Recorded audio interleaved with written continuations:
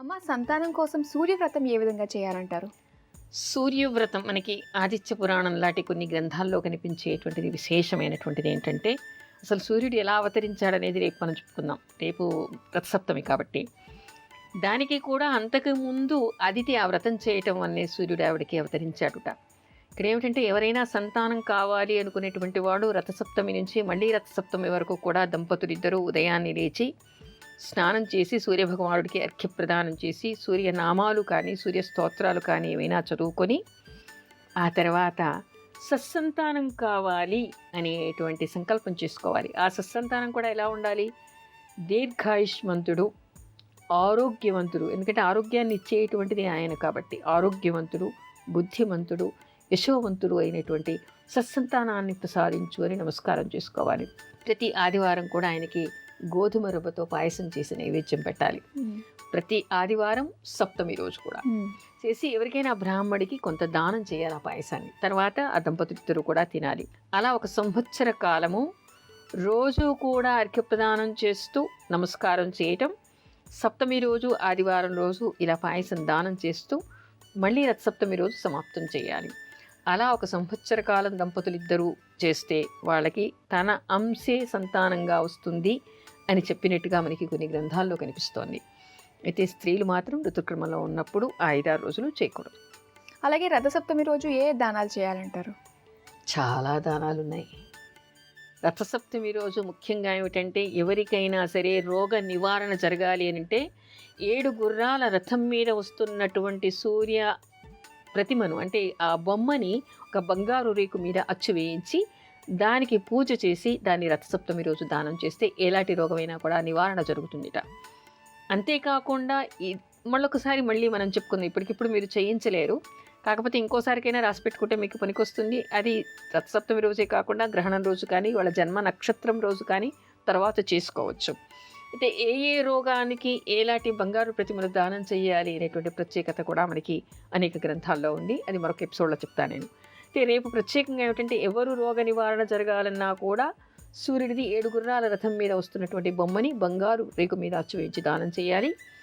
అంధత్వం రాకుండా ఉండాలి, కంటి జబ్బులు ఉన్నాయి అనుకునేటువంటి వాళ్ళు 1 గ్రాముతో కానీ 2 గ్రాములతో కానీ బంగారు గరుడ పక్షిని తయారు చేయించి దాని కళ్ళల్లో, మన కళ్ళల్లో తెల్ల భాగం ఎలా ఉంటుందో దాని కళ్ళల్లో తెల్ల భాగానికి వెండిపూతని, మన కంటిలో నల్లని గుడ్డు ఏ విధంగా ఉందో ఆ స్థానంలో ఒక చిన్న నీలం పెట్టి ఆ తర్వాత ఆ గరుడ పక్షికి గరుడుని దానికి ఆవాహన చేసి దాన్ని విష్ణు దేవాలయంలో దానం చేయండి. కొంతమంది ఫోన్ చేస్తున్నారు బ్రాహ్మణులు తీసుకోవటం లేదండి అని.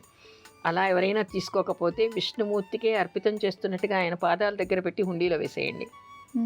అలాగే అమ్మ, ముఖ్యమైన క్వశ్చన్ ఇది. రథసప్తమి రోజు సూర్యోదయానికి నిద్రిస్తే ఎలాంటి దోషం ఉంటుందంటారు? చాలా దోషం. ఎలాంటి దోషం తెలుసా? అసలు మామూలుగానే సూర్యోదయం తర్వాత నిద్రలేస్తే సూర్యోదయానికి నిద్రిస్తూ ఉంటే బ్రహ్మహత్యాపాతకం చేసినటువంటి దోషం ఉంటా. నేను బిజినెస్ చేయాలనుకుంటున్నాను, అది నాకు సూట్ అవుతుందా లేదా? ఏం బిజినెస్ చేయాలనుకుంటున్నారు? Boutique madam. చేయొచ్చు చేయొచ్చు. ఇట్లా అలోవెరా బిజినెస్ అలా చేద్దామని అనుకుంటున్నాను. మెడిసిన్ కి సంబంధించి చేద్దామనా లేకుంటే అన్ని అలాంటి ప్రోడక్ట్స్ చేయొచ్చు? చేయొచ్చు ప్లాంట్స్ తీసుకొని మనమే చేయడానికి. అమ్మా, ఇక్కడ మీరు అలోవెరా గురించి చేయవచ్చు. అదేవిధంగా బుధుడు కూడా నీచ భంగం కలిగి ఉన్నాడు కాబట్టి మీరు బొటిక్ కూడా చేయాలి అని అనుకుంటే అది కూడా చెయ్యొచ్చు.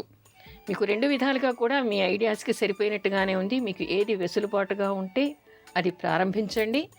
ప్రస్తుతం శని మహర్దశ నడుస్తోంది కాబట్టి కొంచెం స్లోగా పనులు అవుతాయి. శనికి పరిహారాలు చేసుకొని చేయండి. అమ్మ, శని కూడా సూర్యుడు పుత్రుడే అని చెప్పేసి అన్నారు కదా, అలాగే అశ్విని దేవతలు కూడా సూర్యుడికి పుత్రులే అంటారా? అవును.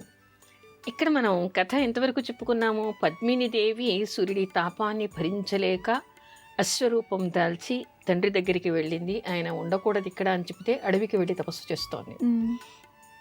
ఒక సందర్భంలో ఛాయాదేవి యమధర్మరాజును నిందించటం వలన, అంటే తన కొడుకుల్ని ఇద్దరిని సమంగా చూడకుండా యమధర్మరాజుని ఒక రకంగాను శనీశ్వరుని ఒక రకంగాను చూడటం వలన ఆయనకి కోపం వచ్చిందిట. వ్యాధిగ్రస్తుడు కూడా అయ్యాడు ఆయన. ఆ తర్వాత శాప విమోచనం జరిగింది. అవన్నీ మళ్ళీ వేరే కథలు. అప్పుడు సూర్యుడు అనుకున్నట్ట, సొంత కన్న కొడుకే అయితే ఇలా శపించవు కదా నువ్వెవరు అని చెప్పేసి ఆయన ఒకసారి దివ్య దృష్టితో చూశాడుట. ఆవిడ పద్మినీదేవి కాదు. ఎవరు నువ్వు అంటే ఆవిడ ఛాయిని, ఆమెనే నన్ను ఇక్కడ పెట్టింది అందిట. అప్పుడు ఆయన మామగారి దగ్గరికి వెళ్ళారట. ఎక్కడుంది నా భార్య అంటే, లేదు నేను రావద్దని చెప్పాను, అడవిలో తపస్సు చేసుకుంటూ అని. అశ్వరూపంలో ఉన్నటువంటి భార్యను చూశాట. ఆయన కూడా అశ్వరూపం దాల్చి అక్కడికి వెళ్ళాడుట. ఆ ఇద్దరికి ఆ తేజస్సు వలన కలిగినటువంటి సంతానమే అశ్విని దేవతలు. వీళ్ళు కవలలు అనమాట. ఓహో. ఇది వీళ్ళు దేవ వైద్యులుగా చెప్తారు. వీళ్ళ పేరు మీద ఉన్న నక్షత్రమే అశ్విని నక్షత్రం. అందుకని అశ్విని సూక్తం అనేటువంటి ఒక సూక్తం కూడా మనకి ఉంది. ఎవరికైనా అనారోగ్యంతో ఉన్నప్పుడు అశ్విని సూక్తాన్ని పారాయణం చేయటం వలన కూడా వాళ్ళకి వ్యాధి నివారణ జరుగుతుంది అనేటువంటి విషయాన్ని చెప్తారు. అదేవిధంగా అశ్విని నక్షత్రం, కొంతమంది అంటూ ఉంటారు అశ్విని నక్షత్రం వాళ్ళకి రోగ నిరోధక శక్తి చాలా ఉంటుంది అని, ఆయుష్ చాలా ఉంటుంది అని చెప్తూ ఉంటారు. ఎందుకు అంటే ఇక్కడ దేవ వైద్యులకి సంబంధించినటువంటి నక్షత్రం కాబట్టి అలాంటి విషయాలు చెప్తూ ఉంటారు. అంతేకాదు అశ్విని నక్షత్రం శుభకరమైనటువంటి నక్షత్రము.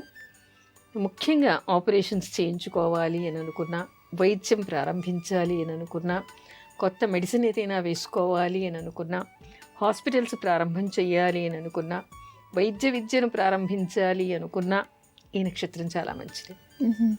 అయితే అనుకున్నట్టుగానే అశ్విని నక్షత్రం గల వారికి రోగ నిరోధక శక్తి ఎక్కువగానే ఉంటుంది అని అంటారు. అలాగే సూర్యునికి అభిషేకం ఎలా చేయాలంటారమ్మా? సూర్యుడికి అభిషేకం అనేటువంటిది ఇక్కడ మనకి, నేను ఇదివరకు పోయినసారి అంతకుముందుసారి కూడా రథసప్తమి సందర్భంగా నేను ప్రభుత్వాల్ని వేడుకోవడం, విన్నపం చేయడం కూడా జరిగింది.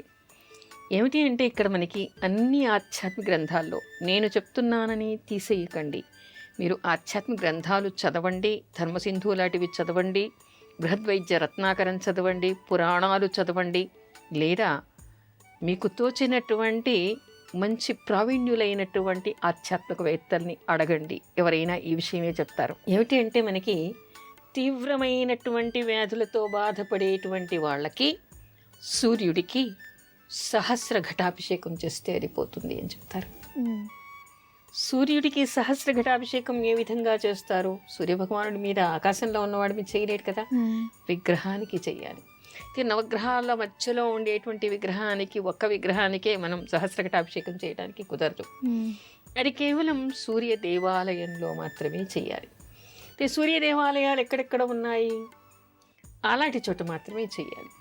మొత్తం దేశం మీద ఉన్నవి మనం చెప్పుకోలేం, కానీ మన తెలుగు రాష్ట్రాల్లో ఉన్నవి మనం చెప్పుకోవచ్చు కదా. ఇక్కడ మనకి తెలుగు రాష్ట్రాల్లో ఉండేటువంటిది, ఆంధ్రప్రదేశ్లో అయితే మనకి అరుసవెల్లిలో ఉంది, తెలంగాణలో అయితే మనకి కొన్ని చోట్ల కనపడుతున్నాయి, హైదరాబాద్లో కూడా 2-3 చోట్ల మనకి కనపడుతోంది. ఒకటి వలిగొండలో ఉంది, ఇంకొకటి తిరుమలగిరిలో ఉంది అని చెప్తారు. ఆ తర్వాత మనకి ముఖ్యమైన ప్రశస్తమైనటువంటి క్షేత్రం కాళేశ్వరంలో కూడా, కాళేశ్వర ముక్తేశ్వరుడు అక్కడ, త్రివేణి సంగమస్థలి అది, నీల సరస్వతి పీఠం అక్కడ సూర్యుడు కూడా ఉన్నాడు. అయితే ఉపాలయంగా ఉంటుంది, కానీ దానికి పెద్దగా పూజలు చేస్తున్నట్టుగా మాత్రం కనిపించదు.